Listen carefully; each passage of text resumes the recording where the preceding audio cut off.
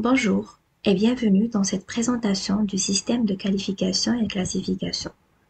Commençons par le certificat de qualification et classification qui est délivré pour une durée de 5 ans sous réserve d'une vérification chaque les 2 années par les secrétariats permanents des commissions de qualification et de classification.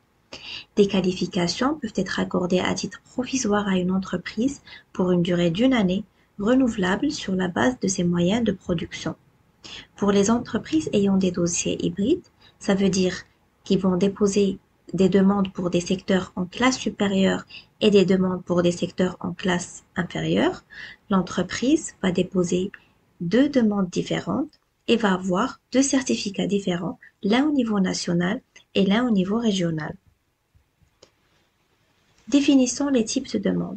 On a d'abord les demandes d'examen qui concernent les entreprises nouvellement créées, les entreprises existantes désirant d'accéder au système de qualification et classification ou après expiration de la validité du certificat octroyé suivant ce système.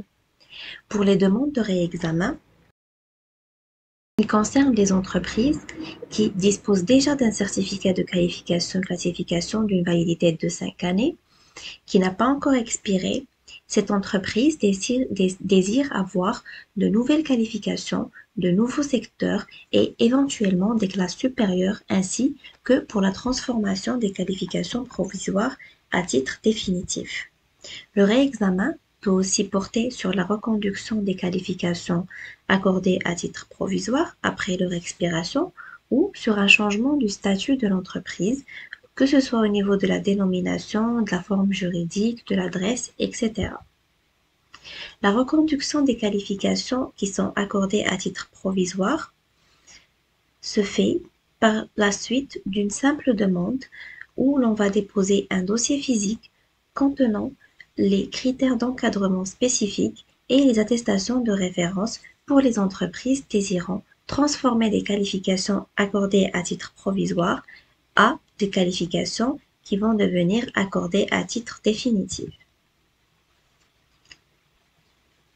Ensuite, on a les demandes de vérification de la validité du certificat qui va se faire chaque les 2 années sous réserve d'une vérification par le secrétariat permanent des commissions concernées de l'encadrement de l'entreprise, de sa pérennité, ainsi que de la masse salariale. Et finalement, on a les demandes de complément ou de réclamation. Les demandes de complément se font lorsque la commission demande à l'entreprise des documents supplémentaires pour compléter le dossier. Et les réclamations vont se faire par les entreprises qui estiment que les commissions ne l'ont pas accordé ce qu'il mérite. Alors, le système est éligible aux entreprises de droit marocain, aux entreprises installées au Maroc, aux entreprises ayant une activité sur le registre de commerce en relation avec le secteur du BTP et aux entreprises qui ne sont pas des bureaux d'études ou des laboratoires puisque ces derniers bénéficient d'un système d'agrément propre à eux. Les critères de qualification-classification. Une entreprise est reconnue qualifiée dans une activité déterminée lorsque la commission juge que les références fournies ainsi que les moyens humains et matériels mis en place par l'entreprise correspondent à la définition de cette activité. La qualification, c'est le savoir-faire et l'aspect qualitatif du système. Les critères sont les moyens humains, matériels, l'expérience ainsi que les attestations de référence. La classification est l'opération par laquelle l'entreprise est reconnue pour sa capacité de réaliser quantitativement un volume de travaux dans une ou plusieurs qualifications à l'intérieur d'un même secteur d'activité. La classification, c'est le potentiel de production de l'entreprise, donc l'aspect quantitatif du système.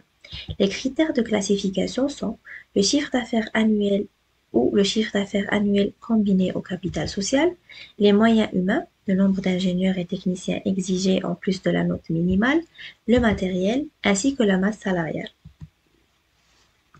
Pour plus d'informations, contactez la commission qualification-classification de l'AFNBTP qui propose des formations pour l'instruction des dossiers de qualification-classification au profit du personnel chargé de l'instruction de ces dossiers-là, ainsi que porter de l'assistance pour l'instruction des dossiers QC pour les entreprises désirant déposer leur dossier.